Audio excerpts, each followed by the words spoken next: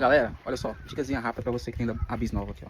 Sua manete tá batendo muito, ó. Agora já tá bem mais firme. Ela tem essa folguinha aqui, mas a outra também tem. E a outra não bate. Normal. O que vocês vão fazer? Isso foi o que eu fiz, pessoal.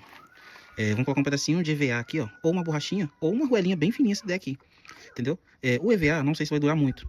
Mas resolveu meu problema, por enquanto tá aqui. Se caso não resolver, depois eu coloco uma outra coisa. Bolo uma outra... um acessório para aqui. Mas essa é a solução. Eu tentei ver a questão de adaptação do freio em pé, mas eu não gostei não. Eu até curti depois o freio aqui na mão. Mas então, para vocês que quer continuar usando o freio na mão e essa manete em calçamento bate muito, coloca aqui ó, uma argoelinha ou um EVA, né? Vou virar aqui a câmera e vou fazer um vídeo melhor. Aqui, ó, com o flash ligado, vocês vão ver aqui, ó. Pra mim não vai interferir nada esse aqui. Nem também tirou a originalidade da moto, não. E, se possível, também passa uma graxinha. Deixa uma graxinha aqui, porque se vocês verem, a outra tem uma graxa original aqui, ó. Que ela é bem resistente, que lava e ela não sai fácil.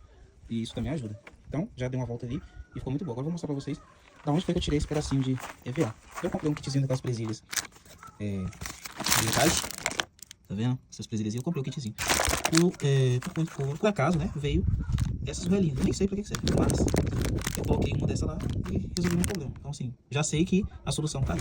Então, é um vídeo simples, mas pra mim resolveu. Então, espero que pra alguns aí também sirva.